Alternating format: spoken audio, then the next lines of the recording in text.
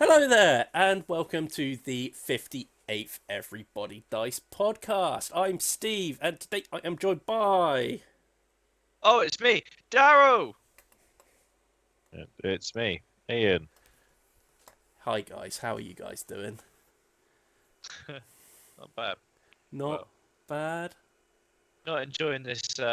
What could be a little mini storm. Yeah, it is a bit dull out there. I hope our internet connections hold up throughout this. I know they tend to drop It, out more when the weather's a bit it more like this, was Yeah. but pretty horrendous when I we've got the display houses, which for those Yeah, yeah, watching, think like outdoor um, play houses for your garden. Where I work, there is one on display. There is no longer one on display. The wind took it. It went into the road. A van ran yeah. over it. Whoa. It wow! is wrecked. It is What? not in a Which good one? way. Which one? The Oh, one this with the makes me so green happy. half door, the grey Oh. roof, green half door. It's Oh, it's and so night. ple- To be Oh, honestly, held man. up really well, but the roof is shattered. It got annihilated. Jesus. Like considering what happened to it, Yeah, it yeah, yeah. survived well. Well, there you go. It's Um, a good selling point for these houses. They can survive being hit by a van. yeah, we can't display it anymore though. It's like got shattered plastic all over it. It's health and safety risk So now. good. So Oh, yeah, lovely. that's Okay. that's the kind of weather we're having. Is that small structures are being lifted from the ground and sent flying towards gyms and vans. I Oh, mean, lovely stuff. to make it weirder, I heard an ice cream truck going round about the time it was all kicking off. So I don't know what's going on with that guy. Um, yeah, Desperate crazy. consumers Well, requiring ice cream in times of need. I mean, admittedly, if I could get him to stop outside, because I know he travels this area, and I always hear it. If I could get him to stop outside, he'd make a killing. That's all I'm saying. There's ice Me, cream. me Yeah, I and my mean, dog, like, Doggo likes the ice cream, doesn't he? exactly, absolutely. We'd just be like, stop, stop, stop, stop. He's By a lot. stop. He stopped near me recently, and Oh. I had to excitedly ask the wife if I could get money out of her purse and buy an ice cream. I am making So my own good. ice cream these days. Oh, Yeah. I bought ooh, myself an ice cream maker. I have made myself some Biscoff ice cream, and it is amazing. Really, you really good. saucy bitch. It's good. Anyway, I'm sure people are here to hear us talk a little bit about board gaming and stuff like that. Although I could talk about ice cream all day. Yeah. But what's been going on with the website recently? We released a second Board Game Island video the other day featuring this guy right here. Sorry, Balls in Very, it was that. itself. It was very that good. exciting. Yeah, very excited to be part of that video. Yeah, go ahead, have a look at it. I'll link it at the end of this video. Ian chooses 3 games that he'd like to take away onto a desert island, basically. Yeah, it's desert island discs, but with board games and with a real threat of being left on an island. Free board games that you could take to an island that doctors don't want you to know about. Click here to find out. Clickbait. Oh man. Anyway, This poor housewife makes £30,000 a day with this one simple trick. That's all I ever see. Am I a pool housewife now? Uh, Is that just um, an advert you've seen recently? yeah, like honestly, it's like Excited this. MILFs in your area want you to play these free board games. this is how we have to be Maybe advertising the site, guys. This this is is it. this is This the is it. thumbnails for all We've the got to do it. videos from now on. I'm the Start using all excited. those weird. Was it the my stepmom anime fucking comment thing that always comes up? Have you ever seen it? Yeah, I know what you mean. But I don't know anyone that's ever viewed it or if it's I even legit. It always pops I up. clicked it. Oh It was annoying me so much I had to see what it was, and now I get loads of different ones. Oh Oh wow. no. Okay. I got like Right. my roommate, my auntie. I get now. Oh, Ugh. I've nice. not clicked any of those ones because yeah. It's a Basically, rabbit hole. I think they're softcore pornography, animated pornography. That you have. There's a paywall behind after you after you read it. By the sound Oh, of things. okay. They get you hooked. Then I that's I fair enough. scrolled straight to the bottom, saw some things that will haunt me for the rest of my life. And then and then there was a paywall, and I was like, oh god, okay. I'm done. Oh god. But I did the science for you. Don't click that. So Thank you. the next That's Everybody Dice videos, 5 board games, single housewives recommend for you. Yeah. Yeah. Yeah. I think that works. I think that actually We'll see how that we must does. know some single housewives. I know several MILFs. Okay. All right, Ian. I can talk to some hot MILFs in my area. And Did you meet these MILFs by clicking those links? no, I just happen to know some MILFs. Okay, Wow. great. Let's talk a little bit about some board games. What have we been playing, guys?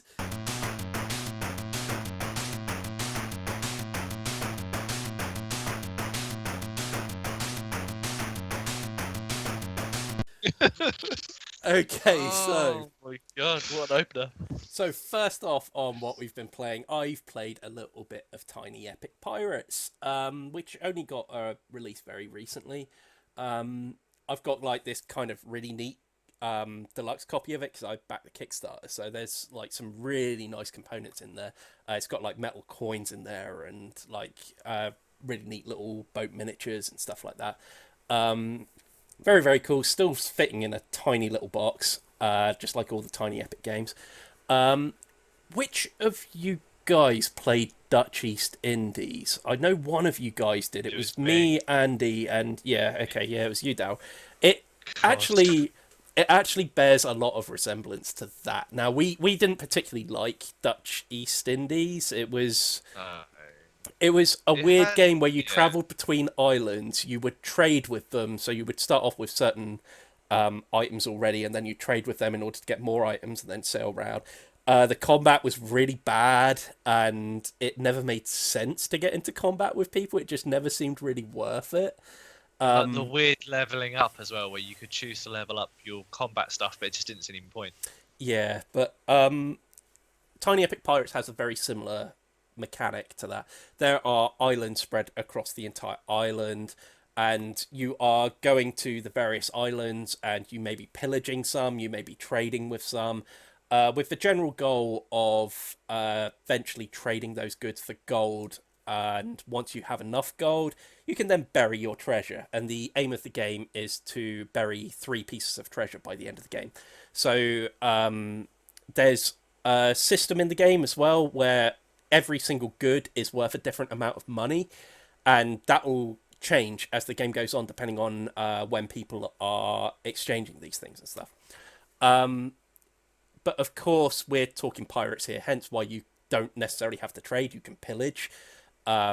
Most of it is just done by actions. You have this little dial in front of you, and on the dial you can use your crewmates to skip some actions in order to then take another action, but you have to do them in order on the wheel of how you use them. So on the first turn, if you've randomly generated that you're going to trade a good on this turn, but you have no goods, say, and the next one on your wheel was the pillage one, you could use one of your crewmates to put something on the trade action so that you could skip it and take the pillage action instead.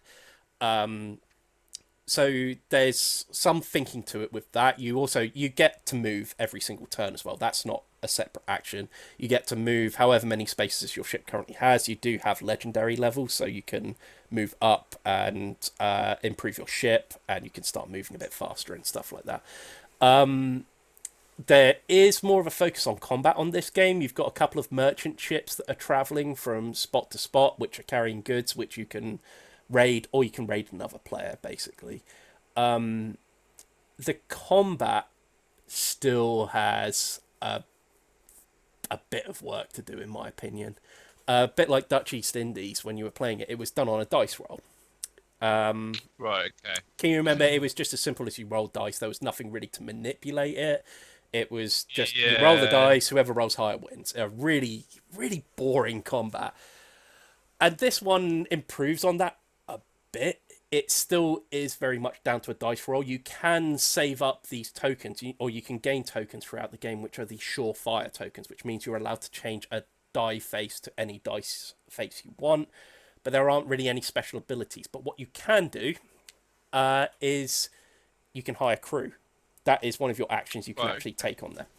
And the idea is that when you roll the dice, you usually you roll 2 dice to begin with. You roll them and you generate hits depending on how many of those dice faces are represented by your crew. So, for example, I think most of the captains at the start of the game at the top have the faces 4, 5, and 6. What this means is if you roll your dice and you came up with a 4 and a 5, it means you've scored 2 hits on that turn. But the problem is you can't score any more than 2 hits on the dice. But if you were to hire a crew member that had, say, 2 4 faces on it at the top of the card, if you were to roll a 4, you've just scored 3 hits, kind of thing. So it's a weird one, although a lot of it comes down to pre-planning beforehand. So you're kind of like you're almost building your crew in anticipation of having fights later. There's nothing you can really do during combat other than making sure you've got the surefire tokens to be able to change faces. So that is a bit of a downer a bit. Okay. It certainly feels like there's more to do in Tiny Epic Pirates. Just speaking on experience here from Dutch East Indies, and you can vouch for me with this as well. There were a lot of turns where it felt like you weren't really doing anything in Dutch East Indies because Yeah. quite often you had to move between islands and you may not reach an island on your turn, in which case your ship's just kind of stranded. You did have 2 ships, but you weren't necessarily going to be able to, say, trade on every turn. Can you remember that at all? No. Yeah, you only one was a smaller one was a bigger one. When it couldn't do all the same stuff, could it, or something like that? Yeah. So Or it you was a had little bit to, weaker. yeah, and I think you had to upgrade in order to do stuff like the movement and stuff like that. Was it upgrade your sails, maybe? Yeah, yeah. Yeah, So I you do could remember upgrade your there was a sails and lot you of could that. move more. Yeah. But at least in Tiny Epic Pirates, you're guaranteed to be able to do something on every single turn. So this is a massive improvement over Dutch East Indies. Essentially, your map is made up of a series of cards that make up your game table. So the map changes for every single playthrough. On every card, there are a number of islands that will allow you to do certain actions. So there might be an island that has the pillage action on. There might be an island that has the trade symbol on, but you're always on a card space with an island, so you always have potential to do something. So as such, it never feels like you're having wasted turns or anything like that. You can usually manipulate things to be able to actually do stuff, because one of the other really cool things about the game is hiring more crew gives you a bit more flexibility, because on your turn you can do 2 things. You can move and then you can take an action. So like, for example, if your action was to pillage, you would actually only be able to pillage if you were on a card that shows the pillage icon on one of the islands. At which case you get to go into the bag and take a random resource out and plonk it on your ship ready to trade later. What this does well, though, is the crew cards that you get, they get bonus actions as well. So if you trigger your main action, you can then take another action that's then provided on your crew card. So if your crew card has the trade action on it, whenever you take the pillage action, it means you can, if you can land on a card that has both icons on it, you could pillage and trade in the same turn. So you can start actually planning ahead and start, formulating a way that you're going to play the game. You can basically stack up your actions almost. Like, you can plan, this is how things are going to go. There are other things as well. Like, for example, if you're not using crew as well, because you get 3 crew members at the start of the game, which can be extended to 4 crew members. Not in terms of, this gets confusing here, because it's not crew members in terms of the cards. This is crew members as in tiny little meeples. Like meeple guys, yeah. Yeah, the ones that you get to use to skip certain actions in order to take another one. If you choose not to do that and just decide to take all your turns in order of what's going around there, you get special actions that your crew are currently on. For example, you can leave a crew on the firepower icon on there, which gives you 1 automatic hit whenever you go into combat with someone. So if you're just gonna play the hand you're dealt and just take all the actions in order of what you're having on there. You can say get extra movement speed, you can have extra firepower, you can gain a piece of gold every single time that you go around the entire circuit on your task list, basically. So you do have quite a lot of decision making to make. Do I not use any of my crew and use my crew instead to be used on some of those bonus actions instead of skipping certain tasks? Because once they're put on a task in order to skip, you don't get to move that crewmate back unless you pass it again on the next go around your wheel. So as you pass that again, you get to take it off the board and then get to replace it anywhere on your thing. Unless, of course, you decide to go into your lair as your action. If you do that, you get to reset all your crew and take them off the board. So there's quite a lot of planning, and that's really where the joy is in Tiny Epic Pirates, is that whole... It's a planning game. It is a planning game. It's not something where you're going to enjoy it if you're after a real kind of action, kind of balls to the wall shootout on the high seas or something like that. Yeah. This game is not that. You're not going to really find it here. But yeah, there's a lot more to enjoy here than Dutch East Indies. I had fun messing around with it a bit. I think I still need to play it a little bit more in order to kind of say where I think this ranks in terms of the other Tiny Epic games. I've actually played quite a few of the Tiny Epic games at this point. What do you have a? Would you say how does it fare against the other ones? Like in your ranking, if you were to go to rank them, because I know you had got. There's a couple you said stood out better than the others, wasn't it? 100% Tiny Epic Galaxies is, and I think most people say this as well. Tiny Epic Galaxies is still the best one. Really good, kind of like dice rolling game, a kind of like push your luck kind of thing. Tiny Epic Quest was really good as well. I really enjoyed that one. Tiny Epic Zombies was kind of cool as well. And then I think there were a couple of letdowns. Like, I didn't much get on with Tiny Epic Mechs. Seriously cool looking game, like the miniatures where you pop them into little mechs and stuff. Yeah, it's a programming game. So you could end up doing absolute crap on your turn because you have to pre-program it in advance, and then other people are programming theirs as well.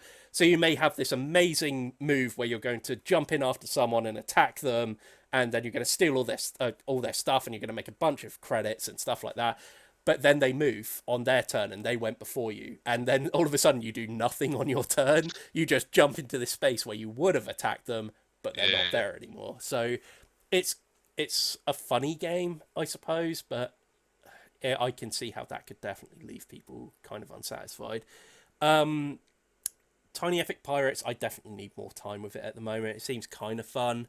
I don't think it's going to be one of their top tier ones, though, but we'll see. Anyway, let's move on because you guys have been playing.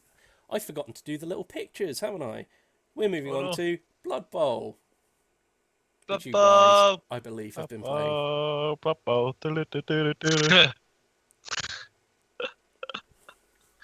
That's quite funny. Yeah. We still got to play each other, Daryl. Well, I feel like at this point, we ended the league, didn't we? I'm ready when you are. Oh, if you're going to be a coward, that's fine. But no, I mean, I'm up for. You've got top of the table lizard men to play. Could you imagine if somehow I beat you? I think you got a decent chance. My guys aren't that strong. I've scraped 1-0 victories out of every game. That's the only reason I'm top of the table. I think I've been drawing quite a lot lately. Skinks are strong. They're really good. We're playing a stunty league, Steve. So we've all got stunty teams, and I picked lizard men thinking that they're a stunty team and that would be fair, and it is just not the case. Lizard men, really good team. I'm doing real well. I've not had great luck, but I am doing well just off the back of lizard men being better than every other team in our stunty league. Your ogres haven't been bad. I think your plays have been bad. From what I've heard from everyone else, you blitz and go for it constantly with ogres and hope for the best. Yeah. Well, the problem is I can only do it with ogres. I can't blitz with any of the bloody goblins, because the nobblers, because they literally die. I've seen it happen so many times. Every time I make them blitz, they get killed instantly.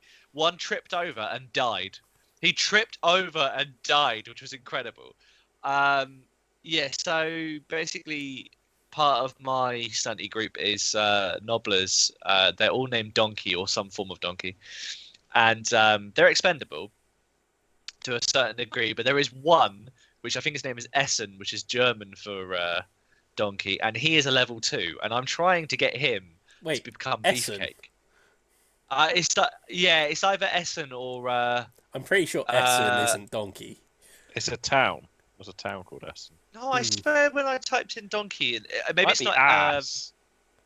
No, I don't think it might not be German, but it's definitely one. I did it on the translator thing, and it did come up as that, but I can't remember what I chose. The famously reliable Google Translate. No, it wasn't even that. It wasn't even that. It was. Do you know? I don't even know what it was. But yeah, he basically he's survived quite a bit and enough to Essen get is quite a eat. few levels. I was going to say, I thought it was Oh. eat. Oh God! I mean, I I'm prefer sure that. there's definitely a town called Essen. There is, because that's where the sure there board is. game thing. You got Essenspiel, which is a board game thing. So yeah, Essen is a town. What's he called? He's definitely called Essen, but I don't know what country I've got it from. Anyway, he not right.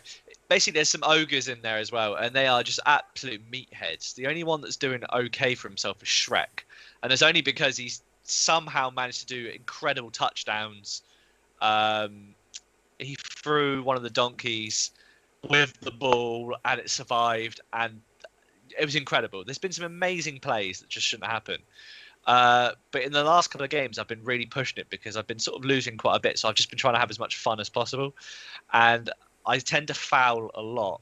And so far, up until now, up until one of the last games, my fouls never get caught. This time, immediately, one of them got sent straight off of a red card. Then another one got sent off straight with a red card. I'm sat there going, great, I've lost half my team. I think it was me versus Andy. And it ended up with his halflings and my donkeys and maybe like 2 ogres. There was barely anyone left on the pit. We'd injured, or there was no one left. I got so many people sent off. It was crazy. He won, obviously, but it was just so. I'm just having a lot of fun with it. I love trying to watch the ogres chance their luck. But yeah, it's good fun. I've got my lizard men who are the skinky butts. I think I went through their names last time. Yeah. Yeah. They've been doing just fine, but we've started another league. Of like we were described as a try-hard league. Which Derry immediately went into with Wood Elves, and he's winning. Wow. He is very winning. The only person who's beaten me is Derry's Wood Elves.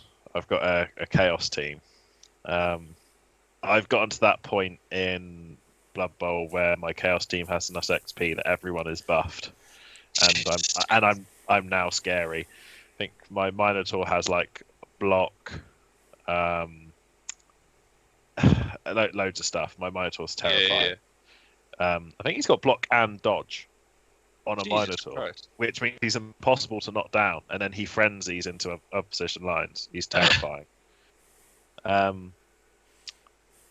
yeah, that league's going well. I've got one game left to play on that, and that's Jay, and he's playing the Alliance of Little People. Oh my God. Which means he's got trolls, ogres, and trees in his team. God. None of them do anything he wants at any point. He just lines them up in a line and just stays completely still. That's all he does.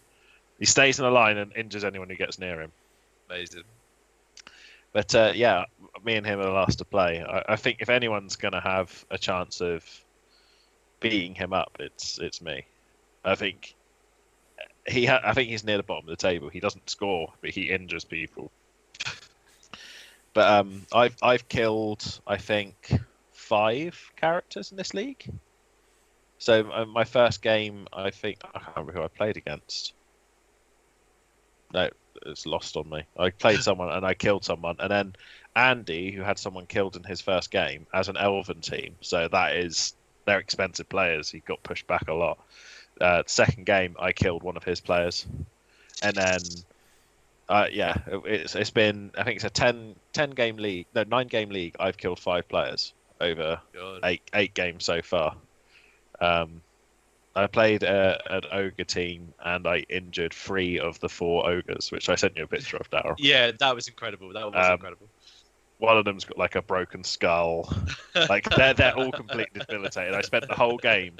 My Chaos Warriors like just stood around ogres, kicking the crap out of them, while my goats bullied all the little nobblers. Yes, it's good. It's gotten to the point where we're enjoying it so much that Blood Bowl is becoming my focus, my modelling focus currently. So the Chaos miniatures aren't very good, so I've like used the Chaos Warrior. It's rubbish, I know, but the Chaos Warrior models from the new set and giving them like arms, changing their heads, and just converting them. But yeah, it's been good. It encouraged me to pick up the Necromunda Steam game as well. Oh, okay, yeah. Which I've played like a couple of bits of, and it's like Necromunda, but it's more like XCOM. Okay, yeah. But with Necromunda style. But it's good fun. It's done off like SP, like or how much movement. Like you can do 30 points worth of stuff a turn, and moving here is 20, and shooting is that, which is slightly different to Necromunda. But it's giving me my Necromunda fix because obviously we still can't see people. I mean, like that system fits Necromunda quite well, I would imagine. Oh yeah, they've done a really good job of it. It's not quite exact. I would have quite liked to play Necromunda like Blood Bowl, but it does what it does well. I just kind of think that like the kind of like turn-based strategy RPG thing kind of fits. It would probably fit something like Warcry as well quite well, and Kill Team and stuff like that. But like, I always thought like with a lot of the other Games Workshop things like Warhammer and Warhammer 40k, they were always at their best when they were kind of like the large scale strategy games. I think they probably fit them best. I think like they did like the when Warhammer Total big War scale and stuff like that. Yeah, Dawn of War did it quite well. Dawn of War, The Dawn of War 1 did it quite well. It's been fun getting into Blood Bowl, because definitely one of those things that my initial reaction was, this is the worst, and it's sort of when you take it in its stride, which is bad things will happen to you, accept it. There's a few ways to prepare for it, but don't expect it to go well for you. You kind of have a lot more fun when you let go of the need to care about what's going on. It does hurt when you name one of your guys. I mean, who did you lose? I lost Onions. Onions. Oh God! Onions the ogre. Onions the ogre. I mean, I've lost countless donkeys. Screw them, they're gone. But Onions died, and the problem is, ogres are like 240 gold. There is, incredibly expensive.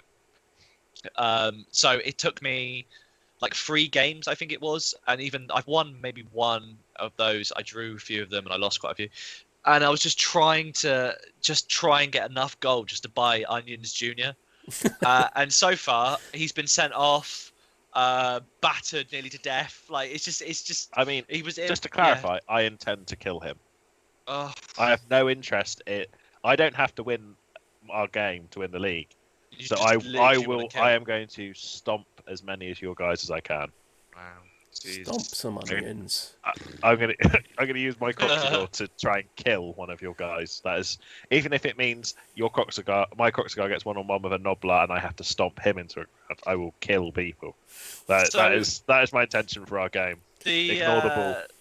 The thing that was kind of interesting was I played against the AI Lizardmen, and I don't. Did we ever decide if I actually killed their Croxagar or not? I don't know. So I killed one of their league players. Killed first one of round. their. You killed. They didn't have a Croxagar. They've got. It was a bigger dude, but I don't know. That was it. I killed a Saurus like first game. I was so chuffed, and we were all like, uh-oh, kind of thing. But then after that, it's just been bad luck. Yeah, I mean, I lost a Saurus in my first game as well. Like it's just Phil killed one of my Sauruses, and I was just like, Man, his goblins, honestly. So Phil's running these was running these goblins, and they're just such BS, man. They've got like secret weapons. Admittedly, if they get sent off after the first like He's got touchdown to or do whatever, all of his damage before the first touchdown or but before the he half end. does. He does so much. There's like a chainsaw. There's a bomb guy. There's a pogo stick He guy. didn't. He didn't to There's me. Well, after he killed my Saurus, I flat out injured all of his. it's I just went. I crazy, went man. out of my way to injure players because I thought once they're off the pitch, I can score easy touchdowns. Which is how I run my Chaos team as well.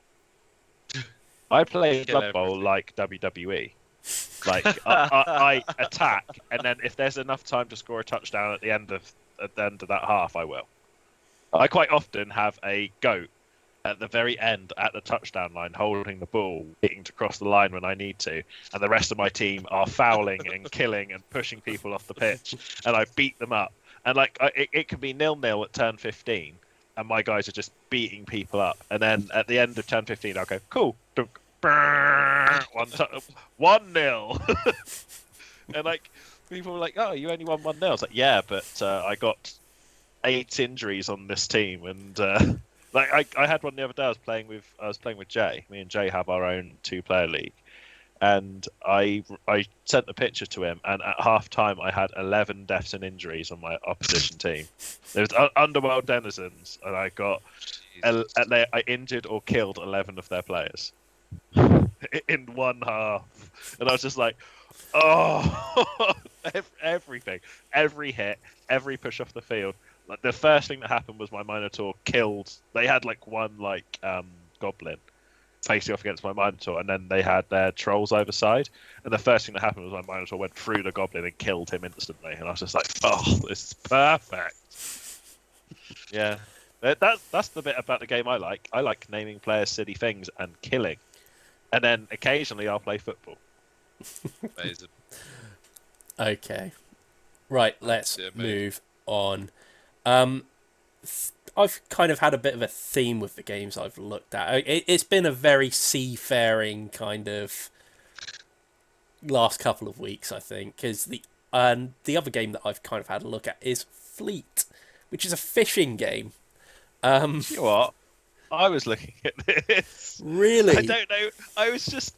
The cover appealed to me. I thought it was nice. Well- I just like the idea of a little fishing game. So this one's actually an auction game, which is Oh. quite interesting. So I So didn't read into it at all. I just looked at it. you just I like was the like, cover. that's kind of cool. Yeah. Yeah, so pretty. hey, we'll give this a go sometime when we can get back together then. But Yeah.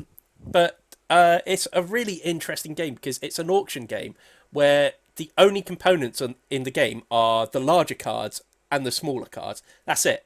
There's the smaller cards is just one deck. There's only one type of cards in there, and the other type of cards are the larger cards. That's your components basically, and that's it. You've got a few tokens as well that represent fish being caught, and you've got a start player token, and that's it. So the cards, the smaller cards, the deck that kind of like gets dealt to everyone and stuff, they serve several purposes. So you really have to think about what you're doing in the game, because what happens at the beginning of every single turn in Fleet is a number of licenses will be put out.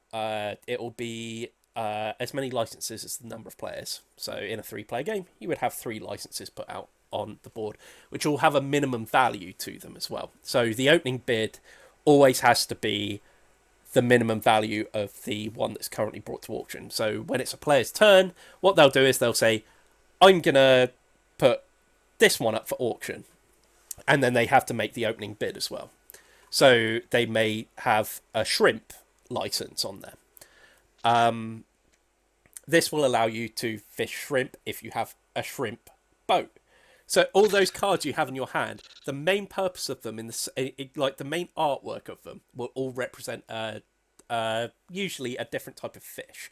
Although I think you've got a processing ship in there, so you may have a king crab ship, a shrimp ship, a cod ship, all those kind of things. So the licenses are useless unless you've got these cards in your hand as well. These cards, though, also have a number of coins in the bottom left-hand corner. That represents gold that is currently in your pocket. So if the first license that was brought out, say, has a minimum value of 4, you would have to get 4 gold coin tokens that you've got on the bottom of the card in order to pay that for the first bid. You can't make a bid if you don't have the money actually available as well. So you're really limited with what you can actually do, because you can't blow everything in your hand, really, in order to pay for one license. Because if you do that, then you've got no ships in your hand then to be able to go out and fish for those types of fish that you're now licensed to go and catch. Likewise, if you want to actually catch and store fish, you also need a captain for your ship, which is used by flipping one of your cards upside down and putting it on top of your boat ship when you eventually select a boat then to go out and fish.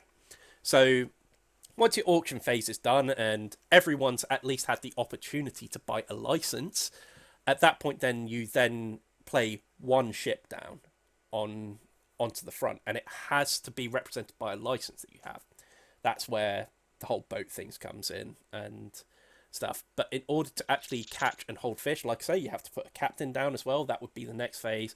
Then you automatically take one fish for every boat you've got out with a captain on, and you get to place it on the card. If you've got a processing vessel, you can then exchange some of those fish in order to draw more cards. Now, at the end of all that, you only get to draw 2 cards. So if you've used up, say, 4 cards in terms of auctioning, in terms of playing a ship down, and then playing a captain down as well, it's going to leave you really, really short-handed for the next turn. And considering that you only start off with 5 cards, I think, at the beginning, it means you aren't going to be able to do everything in your first turn. You've got to kind of prioritise and really think about how you're doing it. It's certainly not a game that I think everyone's going to enjoy because it's difficult. You're with relatively little, you have to try to do a lot. So you're often thinking about, right, what don't I want to do in this turn because I want to do this. You may see that in the next round, because once the auction phase is done, you immediately draw out the next 3 licenses, say in a 3-player game. So you can kind of already see what's going to be available in the next turn already. So it's interesting because the licenses don't just allow you to fish. They also give you special ability. So for example, it may say something like pay 1 less for everything during the auction phase. So you, say, may want to buy that license not for the purpose of fishing that fish, but because then you don't have to pay quite so much out of your hand, so it allows you to gain more cards over time. So you may want to develop a strategy quite early. It's certainly a very clever game, I will say that, and I think it's one that's going to be quite hard to get used to, because no one likes ever having to take a turn in a game where they can't do anything. And I feel like if you play this game badly, you certainly will find yourself being forced into those positions where you've just got a turn where you cannot do anything. So that would kind of suck. I really enjoyed it, though. I thought it was a really clever system. Certainly something that gets you thinking a bit.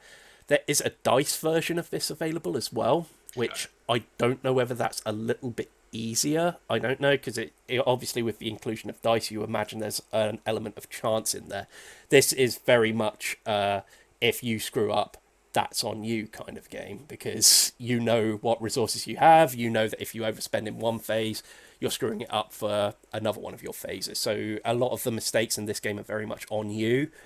But yeah, it's a really good game. I really like this one. But I don't think it would be for everybody. Like I say, we'll certainly give it a go. If you were looking at this, Ian, and thought you'd like to give it a go. I don't know why I was looking at it. I can't remember what I was looking at, but it popped up, and I think I might have been on Entoyment's website. Mm. And I was looking at something else, and I saw it, and I was like, fishing. Yeah. I don't know why. It just sort of captured me.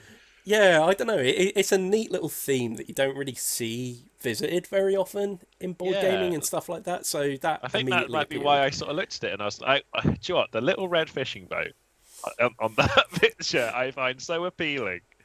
I don't know why. I really like it though. Yeah, but that's Fleet anyway. So moving on, Daryl, would you like to talk to us a little bit in what is becoming a bit of a regular segment now? Arkham Yes, it's Horror Daryl. and Marvel Champions. We should probably name it Daryl plays solo stories badly. I think that's probably the best option here. I will go with Marvel Champions first. So I'm continuing the Rise of the Red Skull story in which Steve Rogers is single-handedly fighting Hydra. I felt it was right to make him be the one that kind of fights them. They have included in the set like some preset characters that I think are meant to kind of fit the story a bit better, but it just made more sense, especially after like the whole Winter Soldier thing. I kind of wanted to Captain America. It's like I say, there's not anything seriously difficult with this game. It's just a standard kind of continuing story. I'm enjoying some of the things that have happened. I had to the last one I think I spoke about. I had to fight Crossbones, and it turns out he was just delaying someone's escape. I think it's Madam Hydra, and I just finished fighting. What's his name? The Absorbing Man. So he has a really interesting feature where you draw cards until you find a what's it called? Location, I guess, location, and then he inherits abilities depending on what location it is. So like if it's the Rocky Mountains, he gets like the ice ability, which then upgrades certain abilities. I find it really interesting with him because so much of his stuff changed depending on what location you were in, which is quite a cool feature in a way. There was one thing where he got through to his second form. There was like a side scheme where he took all 4 abilities, so it basically meant he was just incredibly powerful. Again, his sort of kind of thing is to try and delay you, so you add these delay counters for every time he schemes. And with that, it then again triggers other effects, like you take so much damage, or if there's more than 5, you take more damage. So it got a bit hairy, but luckily good old Steve is an Avenger, and he has like quite a lot of allies that can come in for like cheaper costs because of his abilities and stuff like that. And his shield is incredible. You can basically block stuff, throw things at people. It's really cool. Got to the point now where I have to fight Taskmaster. I've yet to do that. There's a weird, interesting thing where the set included like 4 or 5 characters that he has kidnapped, and you have to rescue them. And I think when you rescue them, they get added to your pool at the end, kind of thing, which is quite cool. So you get like extra allies and stuff. So I'm starting to get kind of a hand of cards in the deck that go over the original like 30 or so, which kind of buff the game in a way. They're all only campaign specific, which is quite cool. But yeah, it's quite good. I'm enjoying it. It's a lot more less brain power, I guess, than Arkham. It sounds as if it's added a lot more story elements to it. Yeah, it definitely has. Like I said, I've sort of flicked through. Well, it is a massive story. This one, it's only like sort of one set of chapters, but it's not the same with like Arkham where failure kind of branches into a different path. In this, it's failure just means you've just got to reset the scenario. So there's no kind of. I don't know if in future upgraded sets they might release like failure conditions that kind of trigger other events, which would be really cool. But at the same time, I do find this more accessible in a weird way. So I sort of play that for a bit, and then I jump into Arkham. I'm doing one at a time, like chapter wise. I'm still currently in my Forgotten Age scenarios, which is basically like a kind of Mexican, Mayan, Aztec temple kind of mashup. Yeah, there's a really cool vengeance. So basically, whenever you win a card, or you beat a card or beat a location, you usually get victory points. Some of these ones come with vengeance points, which is essentially whenever you attack anything snake related, you get vengeance points. So I think you mentioned this before. You mentioned that you were killing like pit vipers left, right, and centre, and then got annihilated by something. Yep. So the very first time I played this, I started it again. Very first time I played this, the vengeance level was so high that it was an instant death towards the end. I basically got swallowed by snakes, which, you know, is a way to go. But in the newer one, I'm trying to avoid snakes so hard. It's impossible. But they're all snakes. It's just snakes. Open a door, snakes fall out. fight this monster, snakes. It's just like, and then one of them, it was like a Vengeance 5, which would have triggered such a horrible thing.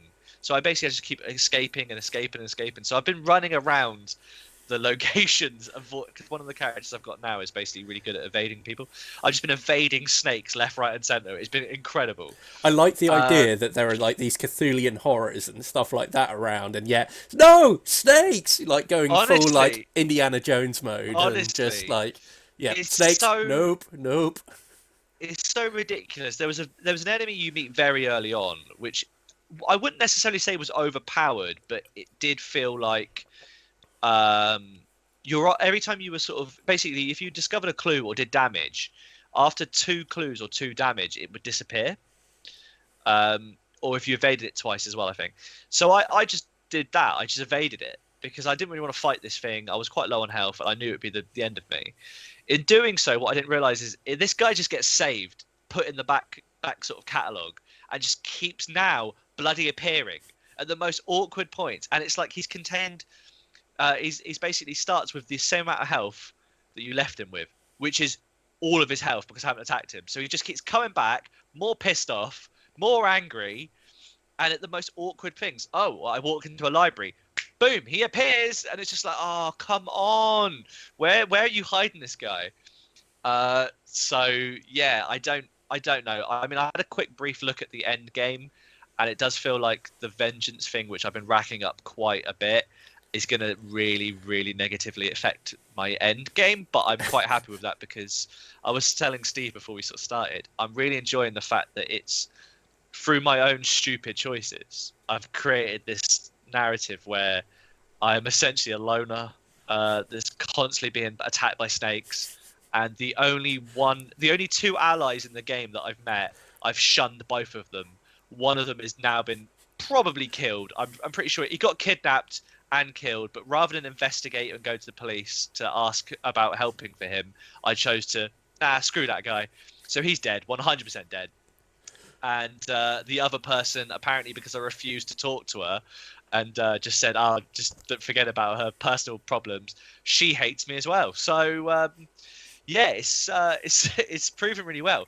There was an awkward like mini, you do these like little weird mini in between scenes where it's like I'm in the car, and because of the fact that I didn't talk to her before, she just shuns me, and then because of that I lose cards. I was like, oh, for God's sake. So I start my hand with like 2 less cards for her being basically having the cold shoulder. And it was man, honestly, I've got maybe like 4 more chapters left, I think, possibly before the end, but it's so good. I'm having so much fun. So one of the things that I love about Arkham Horror are you develop these little stories for your characters and stuff like that because of events that have happened in the game and stuff. Well, like 100%. I will never forget the shut up and sit down playthrough of Arkham Horror where they just played the Night of the Zealot campaign. But one of the things that kept happening to one specific person was there was a corpse that it was literally the card that was drawn was just a corpse appearing, and it wasn't an attacking event, it just kind of affected your sanity, and they kind of developed this whole thing where it was the same body that just kept dropping all the time, just out of nowhere. It's just amazing, just the way it all played out, because it always happened to the same person. They keep drawing this corpse card. It's amazing, and those little things that happen in there are just amazing. Well, it's crazy the amount of I want to play this through like a good few more times because it's crazy the amount of stuff that gets left out because of choices I've made. So like starting locations get taken away, certain stuff gets taken away. You can skip entire chapters if you in the previous chapter learn all of the paths available, kind of thing. So I wouldn't have to do any of the kind of investigation work in a certain chapter because I'd already been really successful in the last one. So I love the fact there's all this. I love the fact that there's certain locations I've never seen and I never will see in this playthrough. Yeah, I mean it's 100% like if there's anything that has been an incredible achievement through Arkham Horror, it is this whole idea that this is a card game. There's not really very many more components than just a few decks of cards and stuff like that, and yet they've managed to make this narrative-based game out 100%. Of it, which is kind of incredible, really. I think this is the problem I find going between Marvel Champions and Arkham Horror. They are 2 very different beasts. I'm not saying that in a bad way. I know that because I've opened the Guardians of the Galaxy expansion. I know they're starting to take more things from the Arkham things. So like XP's now becoming like you can buy cards now to kind of upgrade your decks and stuff rather than earning them. So they're starting to bring a few more little things. There's a couple more. Um, like there's a couple of cards now have the patrol keyword in Marvel Champions, where I know that they had them in the Arkham Horror game, where they were just the characters would just sort of roam around and sort of bump into you and stuff like that. So they're starting, I think, to kind of make it a little bit more like weaning you off the kind of basic level and putting in a few more kind of levels of like kind of complexity to it, which is really cool. And I do think that they are both for two different types of people. I mean, Like Arkham Horror is very much more kind of serious, whereas Marvel Champions, I would say, is so much more kid friendly and people that aren't too into that kind of stuff, like very easy to pick up. do you know something? I'm just going to lay this on the table right now. I think Oh. Fantasy Flight have done an incredible job with their living card games. Like the amount of variance you've got between them. Like if you look at their three major ones right now, which is going to be the Arkham Horror game, the Marvel Champions game, and probably Legend of the Five Rings. Yeah, I would Probably say, their yeah. three main ones that they're really pushing. All of them are completely different. Like you've got your narrative-driven game in Arkham Horror. You've got kind of like a quick setup and scenario play in Yeah. Marvel Champions, and Very then you've got easy. Legend of the Five Rings, which is more of a contest. Like, if anything, Legend of the Five Rings probably bears most resemblance to Netrunner, which previously was one of their biggest living card games, and that again was just different enough that it's its own entity as well. It's Yeah. kind of like when you look at a lot of collectible card games like Magic the Gathering and Pokemon, you can see a lot of similar themes running throughout all of them. Whereas Fantasy Flight have managed to make a lot of living card games with their own unique identity, which Yeah. is kind of incredible, like what they've managed to do with that. So Yeah. hats off to It is Fantasy Flight interesting. for that. It is Um, interesting. Anyway, we've been going on a bit, so I'll quickly move on, and I'm not going to talk too much about Harbour. I played a really short game of this. This is a really, really neat kind of A little goblin. trading game. It's a little goblin. And the idea of this game is you're kind of trying to control the property within the harbour, basically. And you're going to do this by starting off with a number of goods, and then you're going to trade them. And you're going to get more goods by trading them, by taking actions on certain buildings, until you can afford to actually buy the buildings outright themselves by selling goods in order to actually buy them. So it's a real kind of wheeling and dealing kind of game. The idea is that at the beginning of the game, you have a row of buildings there that all have their own value to them. That's how much it's going to cost for you to actually buy them. Each of them is going to have an action which is going to allow you to do something like, say, swap one meat for one of every other resource that's available. So you take that action, you put your meeple on there, that says that that action is taken, and the other players can't take that action until that's freed up. You can't take the same action twice. Everyone also has their own their own unique building on their character card to begin with, so everyone has their own individual one. Doesn't mean it's unique to you. Other players can use your building on your card as well, but they have to pay you to do so. So they have to, say, give you a good in order to use your building's ability. They also have to do the same thing once people start buying the buildings. Once they started trading all their goods, it's like you've got stone, you've got wood, you've got fish, and you've got meat, I think. So I think there's 4 different goods, which are all going to be worth different amounts. So the most common one at the time is going to be worth, say, $2. Then the next most common one is going to be worth $3, then $6 or whatever. So as people are actually trading in certain goods for buildings, the marketplace, which actually shows how much the value of each individual good is going to change and adapt throughout the game. So you have to kind of adapt with it as well. So at 1 minute, you may find that your one meat that you've got is worth $2, but then all of a sudden, someone pays for a building using stone, wood, and fish, and then all of a sudden your meat is the most sought after good on there, and all of a sudden your one meat is worth a bunch of money all of a sudden. So things can happen over the course of the game, and it can change. It's kind of like it's almost got its own ecosystem built into it. The first person to win the game is the first person to own 5 buildings in total, which includes the building on their character card. So in other words, the first person to buy 4 buildings wins the game. Really, really fun, really easy to understand. It sounds like it's going to be a bit of a head burner kind of thing, but in fact, it's so well presented and stuff that it's just really easy to follow. It's very mathsy, but at the same time, it's also very take thatty, because you could have saved up. Again, it can work the other way. You could have saved up all this meat, worth loads and loads of money, and then someone sells all their meat before you can get to it, and all of a sudden it's all worth pretty much nothing at that point. So there's a lot of really cool things like that. It's more interactive than it sounds. There's a lot of player interaction and stuff like that in terms of being able to use other players' buildings and stuff. And yeah, it's a really good game. It's a really good time. Again, another game that I do want to play some more as well. There's probably going to be quite a lot of this on the podcast for a little while, of me playing through some of my older games for the time being. So yeah, it's not really going to be so much new stuff from me, but replaying a lot of older stuff. But yeah, as it turns out, I just happened to play 3 games that are kind of a bit seafarerish. Nautical. Yeah, a little bit. Okay, enough of Harbour anyway. I believe you want to talk about Unmatched, the Robin Hood versus Beowulf set. Oh, me. Oh, Yes. okay.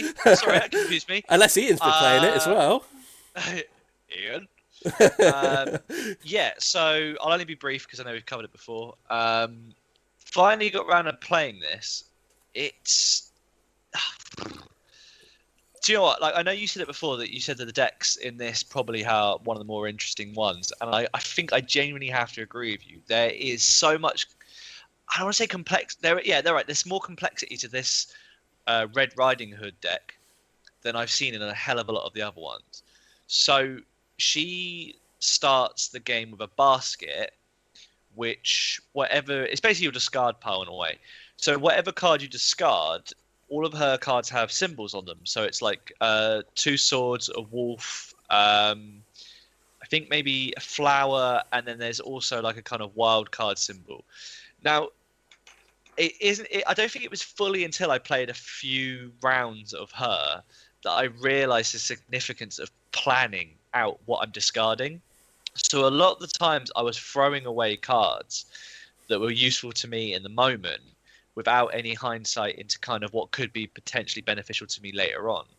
And it's not until you start studying the cards where they say that you immediately cancel all other effects on the opposing card, and then you see at the bottom there's a symbol, like say that it's swords, and if that's in your discard pile in the basket, this also triggers. And some of those cards do some incredible things, like they return back to your hand, or you do 2 damage, or you do 6 damage, or you just generally can do some crazy stuff. And I think there's some really good, interesting concepts with her. The fact that rather than just using cards in the moment, you're actually using cards almost to burn them in order to kind of trigger an effect in something in your hand, which I don't think I've had that level of kind of planning before in any of the games. They're usually just kind of, other than the Bruce Lee one where I'm trying to bring back certain cards because you can with him, I've never really had to figure out what my next move was going to be. So like I know me and Steve were talking about it, I would skip a couple of moves, a couple of turns, in order trying to set up my hand in a way that I know that I could play 2 cards, and because whatever card was in my discard basket pile would trigger the one effect, which would then let me play that card, which would then I could put that down and trigger the next effect, and almost sort of chain them up to do serious damage. And then you get to the fact that you've got the Huntsman that does some crazy damage for a small character that has no significance other than the fact that he can heal her, which is quite impressive, and also basically throw his axe, which does like 6 damage in some of these turns, or more if he's 6. It's like 4 damage or 6 if he's adjacent to the character. So he suddenly becomes, rather than just being a blocker, this incredible thing that can pick away and chip at armor. Obviously, on the opposite side, you've got Beowulf, which starts with rage and can steadily, every time he gets attacked, build up rage to a 3 point, which again then infuses his cards with extra abilities. I think there's such beautiful between the two of them, they seem so perfectly matched against each other. I know the kind of crux of this game is you take the characters, you can play them with any character you want, put it in any set you want, do whatever you want. But in this kind of scenario, these two feel so evenly matched that it can either be she wins or he wins. So Add to the fact you've... Oh, sorry. I was going to say, one of the things I've found with this is I don't necessarily find them balanced, because if someone doesn't know how to play Little Red Riding Hood, Beowulf will absolutely crush them. But for someone who knows how to play the Little Red Riding Hood deck, they are going to cause him a lot of problems. Honestly, Little Red Riding Hood, if you know how to play her, is the better character here. But you have to know how to play her. And yeah, I think so. Beowulf is so easy to pick up and play. This I'll say right now is my favourite set. Bear in mind I haven't played Cobble and Fog. No. I've played every other set, and this one is my favourite so far. And I think a lot of that is because if someone is looking to first be getting into Unmatched, sit down, give them Beowulf, and you play as Little Red Riding Hood, because Beowulf has a really easy kind of almost a currency based set where you can spend the currency in order to boost effects of certain cards, which is very cool. It's a really easy concept to understand as well. So new players are going to have someone that can do some really cool stuff without too much thinking, really. Whereas Little Red Riding Hood needs someone who knows strategic. It to play. Yeah. I think out of all of the sets, I don't think I've ever seen a set more possibly... I would say Ian's set, if that makes sense. Ian's very much about planning his deck out, and I would say that this is the one set that has your kind of brain in mind. Like, that's kind of strategy of, I don't need to necessarily do anything this turn other than kind of prepare for the next 3 turns. And I think there's a lot of that in there, which makes this set a bit more kind of suited to that kind of level of thing, rather than just pick up and play. You've got this kind of level of strategy even that you can put into it.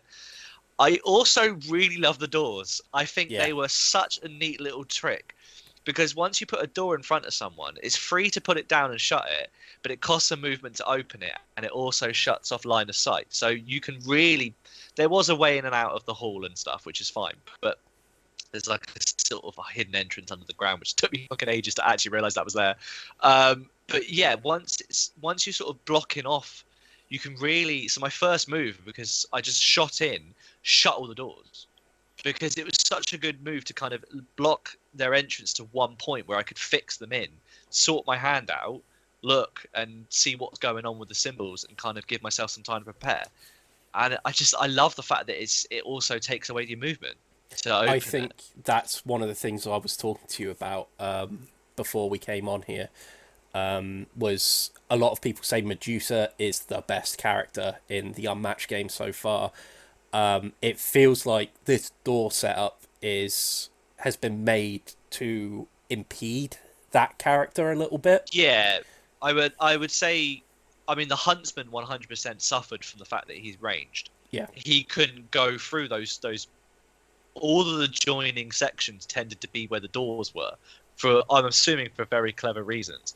So it stopped him basically getting involved in a lot of fights, which meant he had to patrol the outside while Little Red was inside doing a lot of the damage or trying to kind of open doors and stuff. So it's a very nice little system there.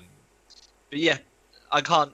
Honestly, I mean, I'm looking forward to the Buffy set, even though you've already had it and mine's still not going to come till the end of the month. I'm looking forward to it, purely based on the fact it's Buffy, but I don't think I've had as much fun with another set other than possibly Bruce Lee. I did like the Raptors, don't get me wrong, I love the Raptors, but yeah, this one definitely had such incredible, like, kind of... I played it like twice because I was just like, I've got to keep playing this because I just want to try it more. Yeah. Okay. Right. And to end off the what we've been playing, Ian, I believe you've got a little bit of Pathfinder you want to talk to us about. Yeah, we started playing Pathfinder a while ago, but it's I think it's called Giant Slayer. That's what it's called. And you start off in a little town, and there's a little bit of intrigue, and that's where we're at the minute. We've only done a couple of sessions, but just thought I'd mention that that's what we're starting. It's a little bit different to D&D. It's feels like it's a lot more like 3.5 than 5th edition. It's a bit more streamlined. I think it was kind of based on that system to begin with, I Yeah. believe, because I did used to do quite a bit of like looking into Pathfinder and stuff like that, and generally they equate it to D&D 3.5. It's very, very similar to 3.5. But we're using lots of extended classes, so I'm playing a gunslinger buccaneer. Buccaneer or swashbuckler or something like that. Basically, I'm a pirate. Yeah. And I have a dick joke telling parrot called Ragamuffin. All Ragamuffin, or Rags as I call him, is constantly refer to people as Benjamin. People go, "What, Benjamin?" He goes, "Been jamming my dick in your mouth." or "Watch out, there's a dragon." And people go, "What dragon?" He goes, "Dragging my dick on your face." And that's all he does. And that's. Oh my god! Can I just ask, are you doing the voice, or have you got Yeah. someone else just doing? I do the voice for it. Yeah, I don't do the voice for my character because I'm playing a female character for the first time, and I can't get a voice mod that turns my voice anywhere near feminine. Yeah. But I do my little voice for Rags. It's been great. He goes, "Is that a llama or an alpaca?" They're like, "What? What alpaca?" "I'll pack these nuts in your mouth."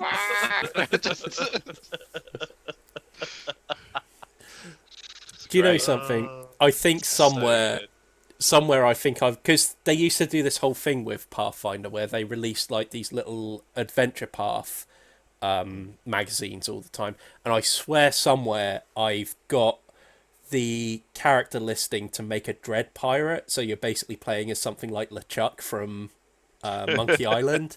Yeah. But yeah, I'm not sure where that is. I'll see if I can dig that out from somewhere. But yeah, that's very cool. I'm playing a like a sky pirate. Okay. But like with the ship's gone down and I'm here. And all I do is shoot things and get my parrot to scream at people.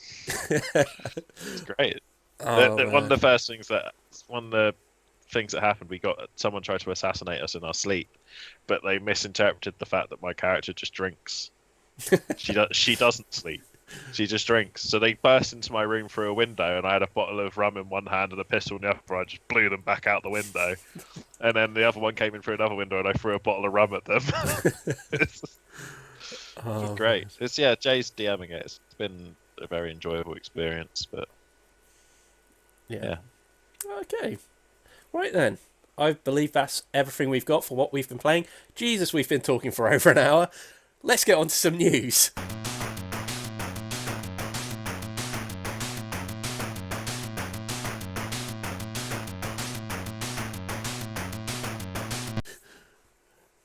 Okay, so the first news story I want to talk about this week is the Samurai Slasher. Now, I've talked about this on the podcast before because I did a bit of the playtesting for this one. The actual Kickstarter is for a collected edition of the comic books that Mike Garley writes. But he has included in here also the game that I've been talking about as well. So, hey, I'm going to talk about that for a little bit because Mike has done quite a lot of stuff. He's written some stories for Adventure Time, for Wallace and Gromit. He's had his own projects, which tend to be more on the horror side of things. He did Kill Screen. He did one called Dead Roots. Samurai Slasher has been kind of the one he's really been focusing on for the last, I would say, like 2 or 3 years, maybe. He's been focusing on this series. It's kind of a bit of a love letter to all the old 80s horror films like Friday the 13th and stuff like that. Very, very cool. By all means, come and find yourself one of these collected editions and pick up the Samurai. It was called the Samurai Slasher. I think he's just called it Samurai Slasher, the game now.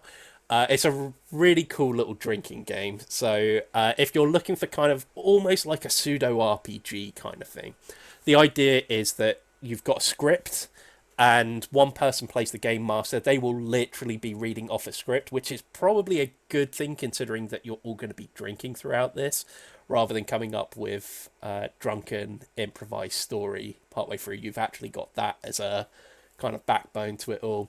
They're going to be throwing out certain situations to their players in which they're going to react. So they may say something like, the samurai thrusts towards you with his sword or something like that.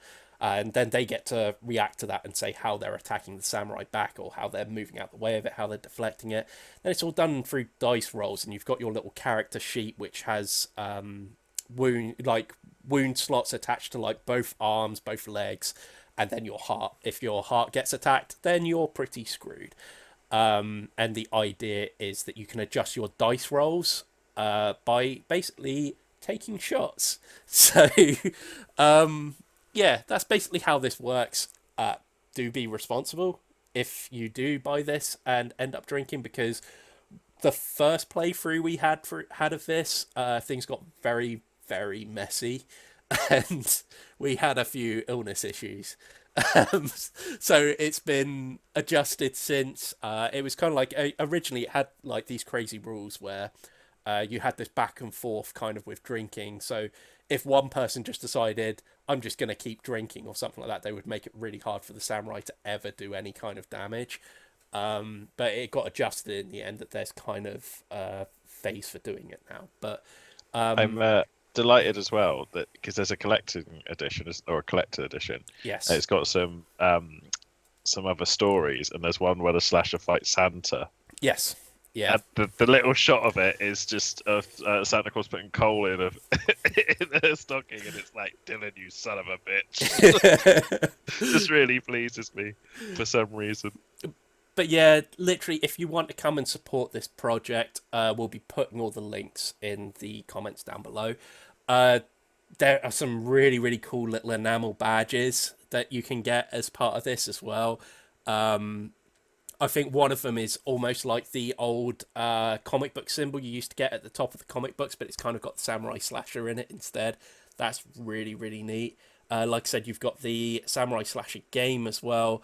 And if you really want to splash out a bit of money, I think there are still a couple of signed art prints, I think, still available, but a lot of those have gone by this point.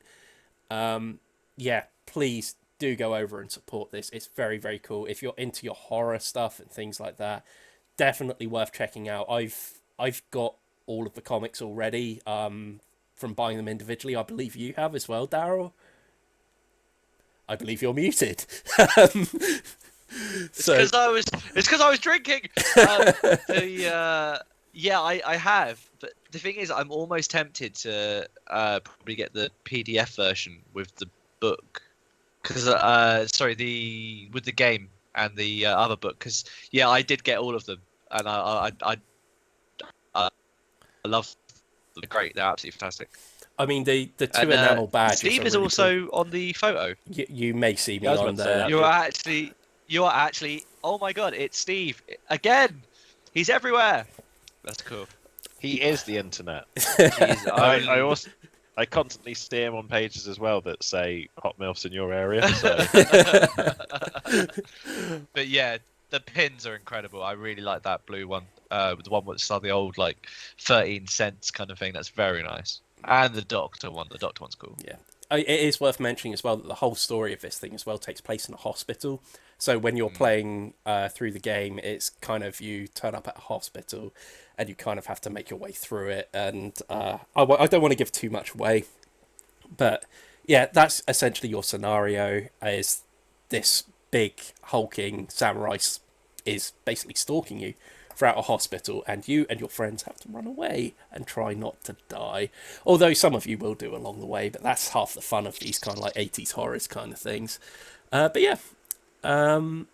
Okay, so please do go and check that one out. Next up, we have got Founders of Teotihuacan, which has only just been announced, and there's not a whole lot of information out there at the moment. If you've played Teotihuacan City of the Gods, that is a really, really cool game with a kind of really impressive kind of like building structure in the center of the board where you're moving around. It's kind of a bit of a worker placement game.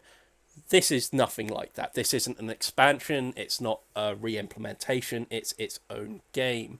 However, it is taking place in the same kind of universe, I suppose, as the other game. There's, in terms of the details we've got so far, it's a tile laying game. Hey, the picture we've got there even tells you that. But they have said that they are going to be re-implementing a lot of the artwork from Teotihuacan into this game. They wanted to give it an air of familiarity without putting any of the game mechanics into it. So this is going to be completely its own thing. It is actually a board game. They've made that very clear. It's not an expansion, anything like that. It's not going to be able to be mixed with the other game. It is its own thing. Other than that, I don't think there's an awful lot we really know about this right now. I mean, it looks like, it sounds like a negative thing to say, but it's not. It just is what it is. Looks like they're using the popularity of Teotihuacan to launch their game and create a universe at the same time. Yeah, it kind of does. I mean, Teotihuacan became incredibly popular on its release. I think it's quite high up on Board Game Geek even. I think it's in like the top 100 or something like that. So they're obviously trying to capitalize on that popularity. They do seem to suggest in the comments that this was always going to be based on Teotihuacan, despite the fact that this is being done by the same company that made the original Teotihuacan. But at the same time, they're very much trying to distance themselves from it. It seems like in this release, they're trying to have their cake and eat it. Is that This fair? isn't Teotihuacan, but you like Teotihuacan because this is Teotihuacan, but not Teotihuacan. It's Yeah. not what you expect. It's not an extension of Teotihuacan. It's not more Teotihuacan. It's not a prequel to Teotihuacan. It's not a sequel to Teotihuacan. But it's just Teotihuacan's name and Teotihuacan's. So Oh, do you know what? My brain just collapsed. I'm I can't gonna- say Yeah, that. I will. That's broken. I will read exactly what is written on the release they did on Board Game Geek, which is where we're reading this from. It actually says word for word here. Founders of Teotihuacan is not a second edition, nor a re-implementation, nor a tile dice card game. Simplified version of Teotihuacan City of the Gods. It is a full-size board game, and while the two games are thematically related, should be treated as its own game. Of course, due to the popularity and fanbase of Teotihuacan City of the Gods, with us being the publisher of both games, we intend to make fans feel at home in the second edition game by utilising some of the same artwork and iconography, none of which is, of course, our own creation, but rather based on murals and sculptures found in the city of Teotihuacan itself. Yeah. You can kind of see where we're coming from on this, I think. Very much they're trying to say this is its own thing, but it's still Teotihuacan, which is just, yeah, I don't know. I don't think there's very much more we can really say on it right now, so we'll move on to our last story, which is Seven Wonders Mystery. This very much piqued my interest, and I think this would have kind of interested Daryl as well. This kind of popped up as a weird little thing. Literally, the picture that you're seeing on screen now is all people saw for a little while, which was Seven Wonders Mysteries and then a date. Not really saying whether it was going to be a game, whether it was going to be an expansion, or anything like that. It actually turns out it's not.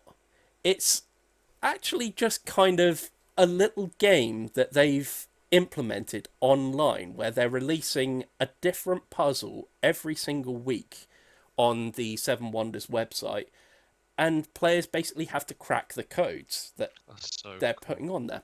It's not... What was really interesting about this, though, is it's not advertising a product. It's... The puzzles have all been made by various board game designers and stuff like that. I think it's being led by the guy that did the Unlock series, I believe. Oh, okay. Right, fair enough. Yeah. Cyril... I'm really sorry. Demegd. I am probably saying that horribly wrong, but yeah, he was the creator of the Unlock series of escape room games. But yeah, they've been doing this, and the idea is you can go on and they're claiming that the cleverest of people can win a prize as well, which looks like it's going to be one of the Seven Wonders games or the expansions and stuff like that. That's pretty cool. Yeah, I mean, it's going to be a different. I think they've said they're doing a different puzzle every week for about 2 months. So it started on April 26th. This podcast will be going out on the 7th, I think, of May, if I'm calculating that right. And it's going to be running through until June 20th, 2021. So even after this podcast, there's still plenty of time to go out and check these out and be in a chance of winning these things. There's fresh puzzles from week to week over the course of it as well. And it just seems like a really neat little thing. But I think it got a lot of people excited because they thought there was something new being added to the Seven Wonders game. But yeah, I don't know. What do you guys make of this? There's an upsetting feature to this, unfortunately. Oh, please. Let me know. Currently, the only 4 countries supported by this, I'm Oh, assuming, yeah. it's Germany, France, Germany, Belgium, and the United States of America. We're not even on it. I'm still going to play, but we're not on it. I'm France from now on. To be honest, like, the prizes thing was just a little added extra, really, if anything, because this is just a cool I think little thing anyway. playing it would be more fun, won't it? Yeah, I mean, I was already intrigued by this anyway. I mean, me and you especially, Daryl, we've been taken in by a few of these kind of puzzles and things like that you've been finding online and stuff. Sort of Yeah, it's funny actually because Ian mentioned it earlier when he was talking about how he was perusing Entoyment's website, and there was a couple of things that caught his eye. They've got this new kind of free set of challenge games, I think you can call them. And they look really interesting as well. I cannot remember the name of it off the top of my head, but it was a similar style thing of like almost like an escape room in a box kind of thing.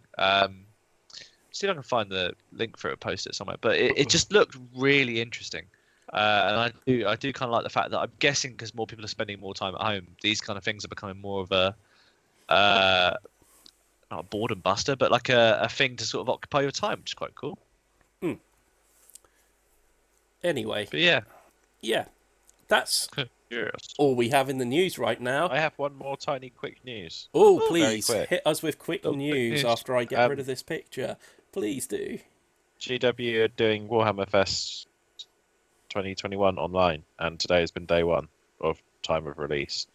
So check that out because they're releasing a new thing every day. But lots of Age of Sigmar Broken Realm stuff has come up.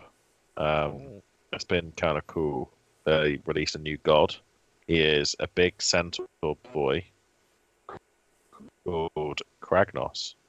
He is very cool. It's a very cool miniature. And then there's some more. There's quite a lot of stuff. Just check it out. This isn't going to be me going through every single one. There's some cool models if you like Warhammer stuff. That happened. Lots of vampire models look cool. Lots of vampire stuff. Some chaos stuff. Some Russians. Some dogs. Oh, yeah. You had me. You had me at Russians and dogs. Okay. So that'll do us for the news section. Let's get on to our big topic.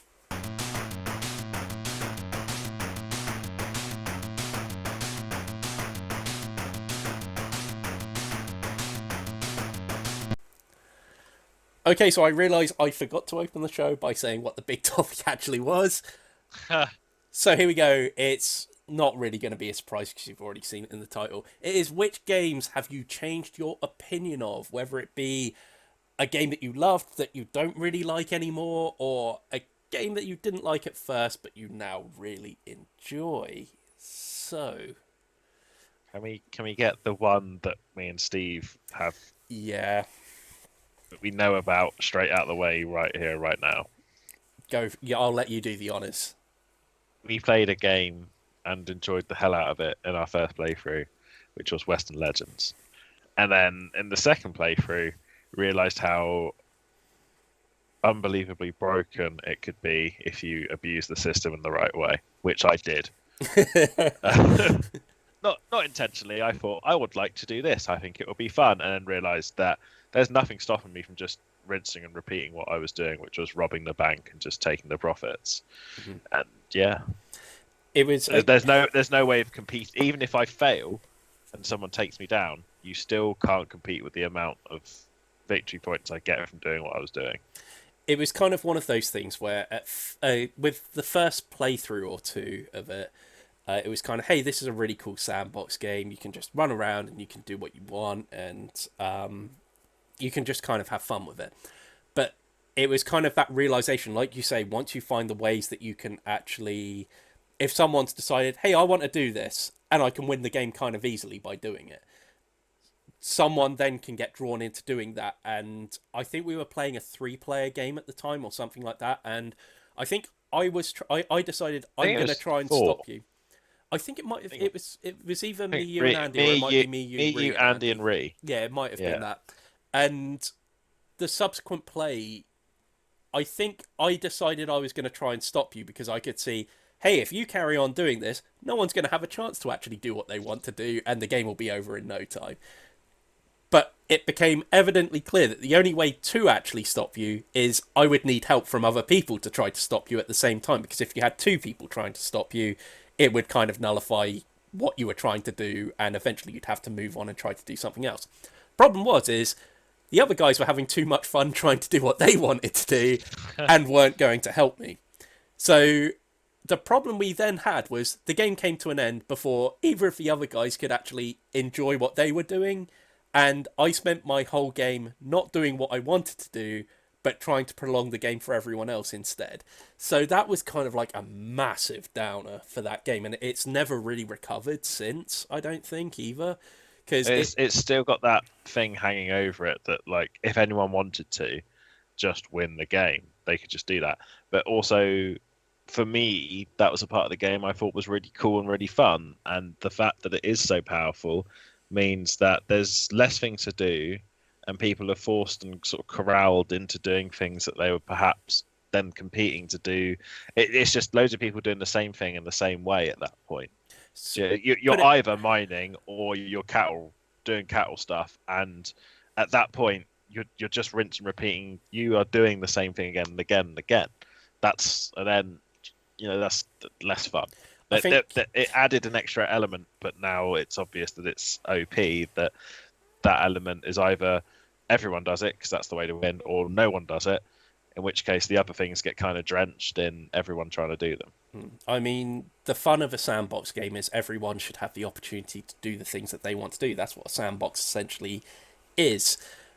But the game devolved into a point where you couldn't do what you wanted to do. You had to try and stop the other person from winning the game in no time whatsoever, at which point it defeats the object of it being a sandbox game. So it really fell apart from there on in. Like you said, never really recovered, because that stigma is just always going to be there with that game now. Of, hey, let's play Western Legends. We can all do what we want and all have a good time. And then it turns out you can't. So, that's just not going to recover from it. Great idea, but I think it needs refinement. Yeah. I mean, that's the big negative one for me as well. It's probably, I mean, there's other games that I've fallen out of love a bit, like Zombicide, but I feel like that's more just overplaying it. That's not necessarily a slight on the game as such. Which Zombicide is it specifically you're talking about? To be honest, at this point, I'm not really interested in playing any of the Zombicide games at this point. Like, I'm done with them, really, because they have been overplayed. It's not that there's anything wrong with the game, and my opinion hasn't changed. It's still a fun game to play. I think we overhyped it a little bit. I think there's better stuff out there than Zombicide, but it's a fine game. It's certainly not one that I dislike. I certainly sold the original Zombicide because owning the later games like Black Plague and stuff like that just kind of make it moot. But yeah, I wouldn't necessarily class that. Daryl, was there anything that you've soured on at all before we get on to perhaps the ones that we've played and not necessarily had the best experience with first time, but enjoyed it in subsequent plays? I mean, the only one that ever comes to mind, to be honest with you, is Cards Against Humanity. I wouldn't even. I think I'm not talking about all the the expansions, because obviously there's so many, and various third party stuff you can filter in. I think it's just that initial kind of the initial playthrough with a certain amount of people, it's always going to be funny because you're going to find that the jokes are great first time round, or that it's like watching the same comedy. Say your favorite comedian, I don't know whoever that might be. Say you watch the exact same show twice. It can be funny the second time round, and you will still pick up on certain jokes you might have missed the first time round, or you might understand them in a way that's a bit better. It's when you start watching the same show continuously, and the people are changing, the jokes are coming out in a different way, or they're not coming out in the same way, and it's just not as funny as it was initially. And I find that very much like, I know when I first played this game, I was just in tears. I was on the floor. Some of the combinations were incredible. I played it with my next door neighbors as well. Again, but some of the reasons why I enjoyed it wasn't so much the cards. It was more the reactions. I think like my next door neighbor spat out her beer all over the table over the fact that she thought Cumberland sausage was Benedict Cumberbatch or something like that. It was something completely ludicrous because she's Spanish, and the way she says the way she says Cumberland sausage, she says it like Cumberland sausage, and it was, oh my god, I wish someone was filming it because it was so badly. The timing was incredible. She spilt beer everywhere, spat it out like your green mist technique, just straight out. And I was like, "This is incredible." Post, like obviously pre-COVID, and yeah. And then just from that onwards, it's just never been the same. I remember I went to someone's stag do and he had the entire box of it, and so there was loads in there, loads that you could potentially, and it was still new stuff that was coming up, but I just don't think it was. Like I think it's those games have limited appeal. Like they are really good the first couple of times. I think it would be the same if we were to play maybe Fun Employed. What do you mean? Do you know all those kind of games where it's kind of it builds the first couple of times we've played them. I mean, we had great times sitting down doing Fun Employed, Super Fight, Champions of the World, all those kind of things. But I don't know now. I mean, Champion of the World is still, I think it's still such a good game that it's probably going to be okay. But there's those other ones that I just feel like, I'm not so sure about that. I think a lot of the enjoyment of Cards Against Humanity, and I would probably put What Do You Meme in there as well. Maybe Super Fight, I'm not sure. I feel like a lot of the enjoyment is kind of taken away from those kind of games when you do discover a game like Fun Employed or Snake Oil or something like that, when the problem with Cards Against Humanity, Super Fight, and What Do You Meme, you're very much you're not the person you're not the thing that's funny. The thing that's funny is the card you happen to have in your hand that you played. Whereas with something like Fun Employed, when you go ahead and play Fun Employed, you realise how flawed those games are, because in Fun Employed, the person is funny. You have got cards in your hand, but it's how you interpret them and the way you explain them, because you're situated in a job interview and you have to explain why that card is a funny one to play or why that card is useful. It's more of an improvisational game compared to Cards Against Humanity. Maybe not Super Fight so much, actually. I might have been a bit unfair with that one, because technically you still have to argue your place in there. So you do have a card which someone may find funny, but at the same time you have to then convince people why this thing is going to win the fight. So there is a level of that to there as well. Recovery, so perhaps almost. Yeah, perhaps Super Fight and lumping that in with those was a little unfair. But certainly What Do You Meme and and Cards Against Humanity, I feel, are kind of devalued once you play a game like Fun Employed, which I still stand by. It's a really great game, I think. Yeah, maybe you're right. Maybe where those ones kind of win a little bit over them, like say the ones where you just give the joke and then the line and it's done. Maybe the ones where you have to actually explain it and kind of go through your thought process a little bit, I think they can be a little bit better. Like I know we had some really heated debates on Champions of the World with like stuff that would go down a mud hill. Was it the ostrich? Was it the ostrich debate or something like that? Where we got in such a heated debate whether an ostrich downhill would be fast, sliding down a mudslide or something like that, or would something destroying a shed or something? I remember I had crazy. The ostrich would have won. You're just wrong. You said that Here it comes. the ostrich would have won. But there's a certain amount of debate and stuff like that in something like Champions of the Wild. I Yeah, don't yeah, feel yeah. as if that's lumped into the same kind of category as that. No, Um, so funny. but yeah, what about the other way round? What about games you didn't like at first but grew on you? Do you guys have many of them at all? I mean, I know you haven't really played it since, but Necromunda is something that when we got the box set and initially played it, me and you were both so frustrated about how it played. Everything about it felt like us fighting against the game to try and get stuff done. And the moment that changed was when we opened up the bigger rule set, when I opened up with Phil and Andy and a few others, um, and made our own gangs and learned to play to what we wanted to play to, and actually had a chance to play it properly and got a little few games going and actually enjoyed it. Okay. I know, obviously, the starter set should be that in for something like Necromunda, but it really wasn't for me. Like, playing the Necromunda starter set was actually painful. It was, yeah. It was genuinely difficult. It was 4 rounds of you shooting at me and it doing no damage, and me shooting at you and missing every shot. And then when we got into close combat, more of the same. Yeah. And we both got irritated and moved on to something else after about, I want to say, an hour or so. I think people turned up, and then we kind of went, I think yeah, don't want to people carry on turned with up, this. and that was the excuse. And we Yeah, were like, it we was. can drop this now. Great. It's like, I'm pretty sure the person that turned up would have minded watching us play through a bit more of it, but we used that as the excuse of, Yeah, let's we put were this like, away. brilliant, we can put this away now. Yeah.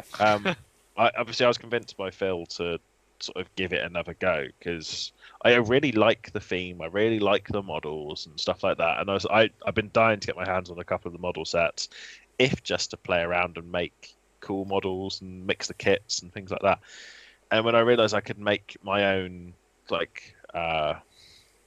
mercenary gang, I mixed 4 different kits together to make cool armor. Gave them specialized weapons, named them. It was great. I really enjoyed making that gang, and I thought, even if I don't enjoy the game now, I've got a cool gang that I've made, and they've got backstory, and they look kind of cool, and I can display them, and that's all good. And then we played it, and it was genuinely fun. It was genuinely interesting. I wasn't shooting and missing or shooting and not doing any damage. Phil had flamethrowers and it was causing lots of different effects. People were on fire and running around. I shot a sniper rifle shot and flat out killed someone in the first turn. Phil had a guy with a whip, and it was just terrifying. And I was just trying to run one of my guys away from his whip guy.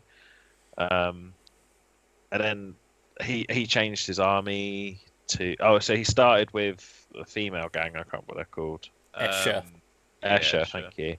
And then he changed to the new blood Terry guys. And Andy started with someone and changed to Van Sar. And I started with the custom gang, which after a few games it became clear was designed in a way that wasn't balanced to the other gangs.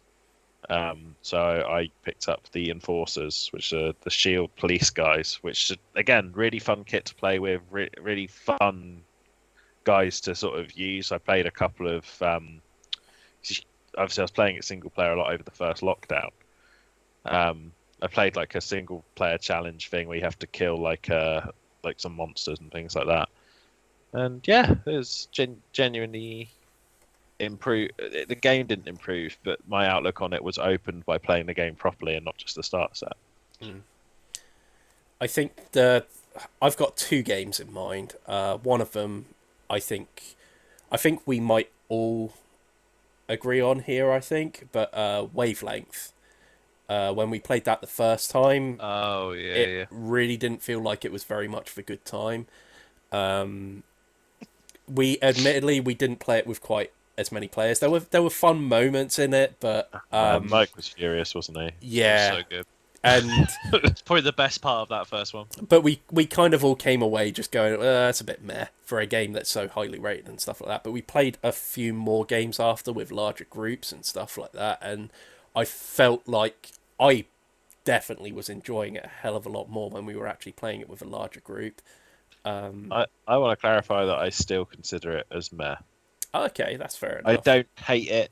I don't dislike it. I never did. I found it mildly enjoyable, and I still find it mildly enjoyable because we tend to close out the night with it or something, don't we? When it's doesn't take long, it's kind of fun. Yeah, It's yeah. I've played it with Laura as well. Yeah. The reaction there, a bit meh. She enjoyed it. I kind of enjoyed it. It's nothing special. I don't think it's anything completely amazing, but the simplicity of it, and there's no complexity, is there? It's just So essentially, what it is you've got a dial. That dial is then you draw a couple of cards, which you draw a card, which will give you a topic, and then two arrows going either way with a theme underneath it. So like we had on one game least sexy Pokemon to most sexy Pokemon. God's sake. The person who would be asked that question would then switch the dial to a certain point, cover up the dial, and then they would name a Pokemon. And then everyone has to guess where that Pokemon would land on the scale. Once they've made their decision, it's revealed, and you see how close they actually were to it. You score a number of points depending on how close you are to it. The other team get the chance to steal a point by guessing whether the answer to the question is further left or right of where the team put the dial. Essentially, it's that. It's a really, really simple game. Very much about, funnily enough, thinking on the wavelength of the person that's answering the question rather than what you necessarily think. Which is kind of where the fun comes in with that. But I definitely found that every night we've played it since that first night, I've enjoyed it more than that first night that we played it. Yep. Daryl, do you have anything at all? Because I've got one more I'll talk about. I generally can't think of anything that I didn't like the first time and played it the second time around and enjoyed it. It's certainly a lot more rare that happens, I think. Yeah, compared I to think the other way around. I had a good choice of games, so I've actually quite enjoyed them all. But I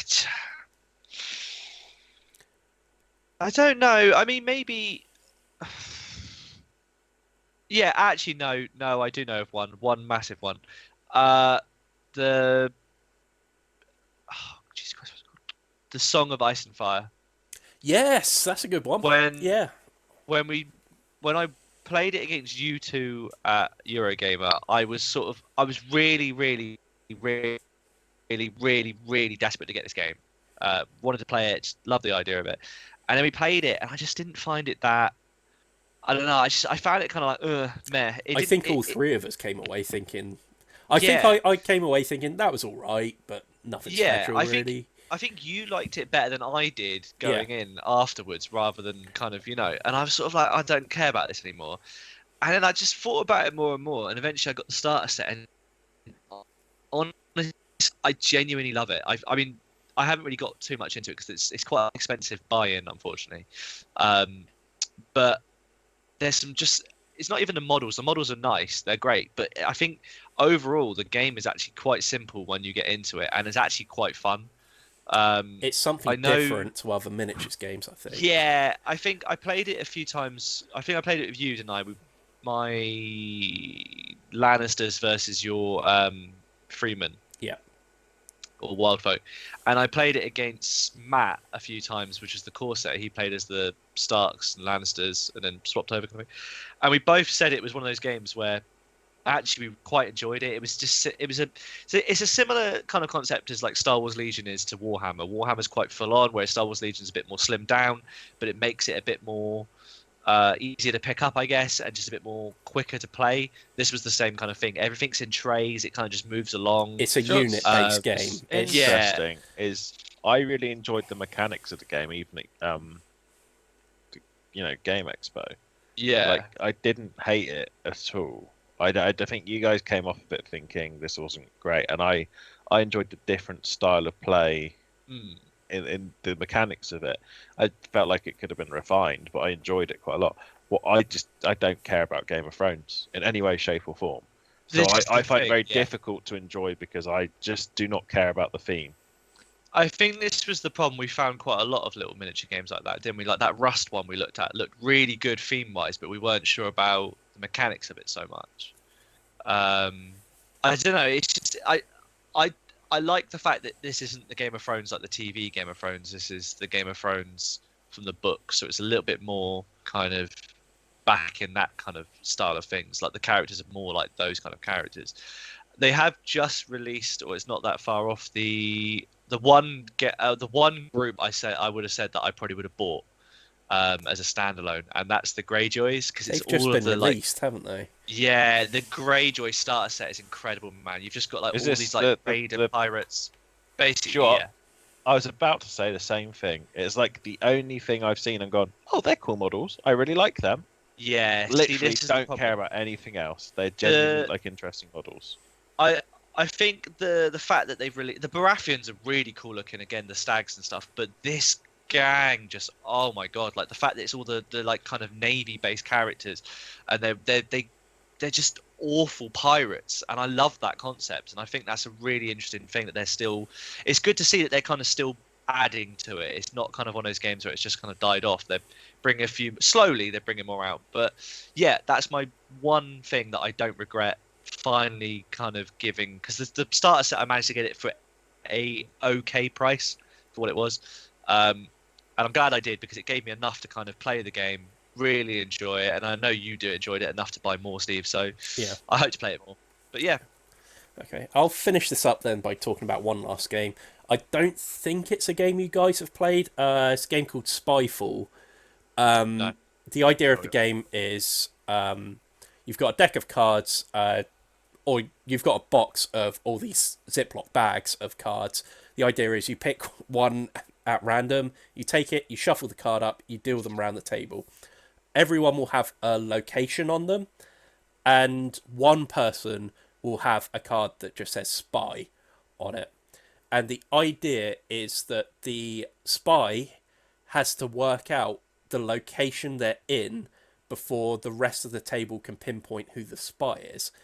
And all you do on your turn is you simply ask another person a question, and they'll answer it depending on the location that you're in. You can also choose to play the roles that are on the cards as well. Like sometimes if you're in a car dealership or something like that, the card might say mechanic on it. So you go in and you tune up all the cars and stuff like that. So you might have to role play that and answer the questions that are being asked to you as if you were the mechanic. Which can also throw a few spanners in the works, because I know that there's been games before where someone's worked in a stadium and they were assigned as the hot dog stand salesman. And I think there was one game I played of this where they were asked which sense is most important to you, and they said smell. And of course, if you're in a sports stadium, everyone goes, that's not the sense I'd most associate with this place, and they go, you're the spy, or something like that. The problem we definitely had when we played this the first time, is people got too transfixed on the cards. Like, a lot of the time, people would ask someone around the table, what's the guy second from the left on the card wearing? Or something like that. And it suddenly became a game of who can identify what's on a card. When really what's supposed to be happening is you're supposed to be asking someone, say you were all, the location was you were all on an airplane, and you would deliberately ask someone at risk of perhaps making yourself look bad. You would say something like, "What did you bring for lunch today?" or something like that, and the person would probably answer, "Well, you don't bring your lunch here," or something like that, and automatically the person who asked the question looks shifty as hell, but the person who answered the question looks fine, and then it's up to someone else around the table to eventually ask that person a question so they can verify it. So it's kind of a game of risking asking a question that may make you look suspicious in order to get an answer from someone else, for example. When you start, we really didn't like it the first time we played it, to the point that a lot of people said, yeah, if you ever play that again, I don't really want to turn up. But it's because of the way we were playing the game. We got way too transfixed on making it a game about perfect information when you're supposed to have a little bit of fun with it and kind of role play a little bit with it, and ask people weird questions and seeing what their answer would be. That makes it a hell of a lot of fun when everyone can get on board with that. It suddenly flows a hell of a lot better, and it's a really good game because you can clearly see that sometimes you do have to take a few risks in order to gain information about what the people have around the table. And it's also always really fun when someone gives an answer that is totally off script. Like, they'll give an answer that makes them look shifty as hell, and the whole table kind of goes, yep, you're the spy, or something like that.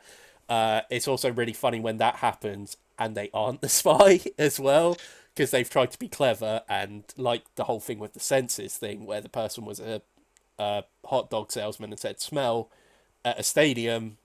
Of course people are going to pick on that, but they gave an answer that actually made sense when you actually piece all the information together. Yeah, and it's also a game which, when the spy at any point can pause the game as well, and then they get to say what the building is. So when someone around the table goes, I'd like to stop the game, everyone kind of goes, like, everyone knows that the person stopping the game is the spy. So yeah, that's really fun. I think it's a really good game, and one that I would like the opportunity to play a bit more, because when you get a good game of it together, it is really, really good and a lot of fun. Really funny game. But yeah.